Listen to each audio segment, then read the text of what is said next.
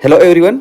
आज की इस वीडियो में हम बात करेंगे इस्चेमिक ब्रेन डिजीज़ की या इस्चेमिक ब्रेन स्ट्रोक की। तो इस्चेमिक ब्रेन स्ट्रोक में सबसे पहले हम बात करेंगे कि ये होता क्या है, इसका शॉर्ट इंट्रोडक्शन देखेंगे और उसके बाद फिर यहाँ सिटी में क्या चेंजेस आते हैं ये हम बात करेंगे और उसके बाद फिर टाइम के साथ क्या चेंजेस आते हैं हम ये बात करेंगे, ठीक है। और उसके बाद फिर अगली वीडियो में हम बात करेंगे कि ये इस्चेमिक स्ट्रोक कितने टाइप के होते हैं और उसके एग्जाम्पल्स क्या क्या हैं, ठीक है। तो आइए सबसे पहले हम बात करते हैं irreversible neuronal injury begins after 5 minute of hypoxia. तो हाइपोक्सिया के 5 मिनट के बाद न्यूरोनल इंजरी जो होती है वो इरिवर्सिबल हो जाती है, यानी न्यूरॉन इरिवर्सिबल डैमेज हो जाते हैं। और ये कहाँ कहाँ पाया जाता है तो वो बताया गया कि मोस्ट वर्नेबल हिप्पोकैम्पस।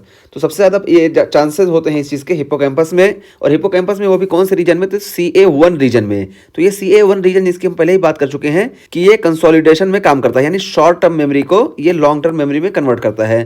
तो ये CA1 रीजन में इसके सबसे ज़्यादा चांस रहेंगे। नियोकॉर्टेक्स में चांस रहेगा, सेरिबेलम में चांस रहेगा, और वो भी सेरिबेलम में कहा, परकिंजी सेल में, और वाटरशेड एरिया में। तो वाटरशेड एरिया पे हम पूरी बात कर ही चुके हैं, पूरी वीडियो बना चुके हैं। तो अब देखिए, अब इसको हम याद कैसे रख सकते हैं, ये कहाँ कहाँ इस्चीमिया के चांसेस सबसे ज़्यादा होते हैं। तो देखिए, vulnerable hippos need pure water. तो देखिए, वल्नरेबल हिप्पोस, तो देखिए हिप्पोकैम्पस में चांस है इसका। नीड, एन से हो गया हमारा नियोकॉर्टेक्स, प्योर से हो गया हमारा purkinje cells of the cerebellum, और वाटर से ये हमारा हो गया वाटरशेड एरियाज। तो इन एरियाज में इरिवर्सिबल न्यूरोनल इंजरी के चांसेस सबसे ज़्यादा होते हैं, यानी इस्चेमिक ब्रेन डिजीज़ के चांसेस सबसे ज़्यादा होते हैं। और उसके बाद फिर इसमें डायग्नोसिस कैसे की जाती है, इसकी इमेजिंग कैसे की जाती है स्ट्रोक की। तो ये बताया गया कि स्ट्रोक की इमेजिंग में हम नॉन कॉन्ट्रास्ट सीटी स्कैन करते हैं। और ये नॉन कॉन्ट्रास्ट सीटी स्कैन क्यों करते हैं, टू एक्सक्लूड हेमोरेज। हेमोरेज को एक्सक्लूड करने के लिए। क्यों? क्योंकि हेमोरेज के केस में हम TPA नहीं दे सकते। तो TPA, ये टिश्यू प्लाज्मिनोजन एक्टिवेटर, जो कि थ्रम्बाई फॉर्मेशन या एम्बोलाइक फॉर्मेशन हो गया है, उसको ब्रेक कर देता है ये टिश्यू प्लाज्मिनोजन एक्टिवेटर। लेकिन अगर हेमोरेज हो गया है तो हेमोरेज में इसको नहीं दे पाएंगे TPA को, क्योंकि ये हेमोरेज की कंडीशन को और ज़्यादा खराब कर देगा और ब्लड लीकेज और ज़्यादा बढ़ जाएगी।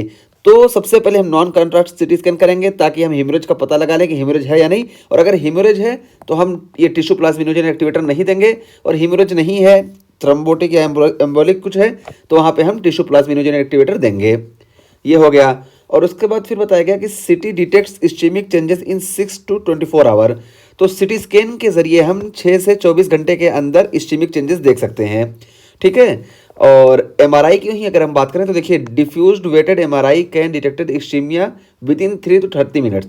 तो 3 से 30 मिनट यानी आधे घंटे के अंदर ही हम MRI के जरिए इस्चीमिया का पता लगा सकते हैं, ठीक है। डिफ्यूज्ड वेटेड MRI के जरिए आधे घंटे के अंदर ही हम इस्चीमिया का पता लगा सकते हैं। जबकि अगर हमको सिटी के जरिए पता लगाना है तो कम से कम 6 घंटे का टाइम हमको चाहिए। तो 6 से 24 घंटे के अंदर हम सिटी के जरिए पता लगाते हैं।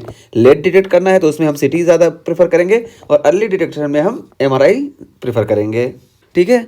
और उसके बाद फिर देखिए टाइम सिंस इस्चेमिक इवेंट, और उसके बाद फिर कितने घंटे में क्या क्या चेंजेस आ रहे हैं। तो देखिए, हिस्टोलॉजिकल फीचर भी हम देखेंगे और टाइम देखेंगे। तो देखिए, 12 to 24 आवर के अंदर इस्नोफिलिक साइटोप्लाज्म हमको देखने को मिलेगा, और पाइकोनोटिक न्यूक्लियाई हमको देखने को मिलेगा। तो रेड न्यूरॉन्स, तो जब पाइकोनोटिक न्यूक्लियाई हो जाएंगे तो न्यूरॉन जो होंगे वो रेड हो जाएंगे। तो ये हो गया।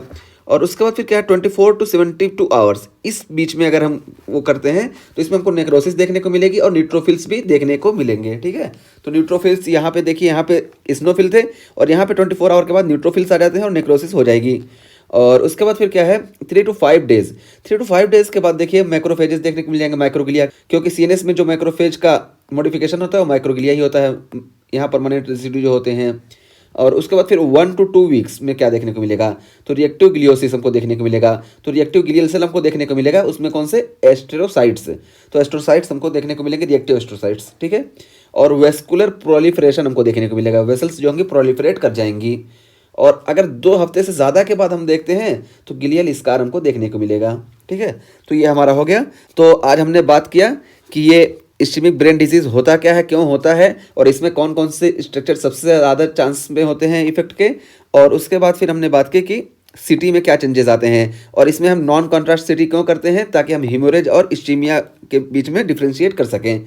और फिर हम बात किए कि सिटी में हम कितने देर में इसको डिटेक्ट कर सकते हैं इस्चीमिया, और MRI में हम कितने देर में डिटेक्ट कर सकते हैं। और उसके बाद फिर हमने हिस्टोलॉजिकल फीचर की बात की कि 24 आवर में कितने चेंजेस आएंगे, क्या क्या, ये सब हमने यहाँ बात कर ली।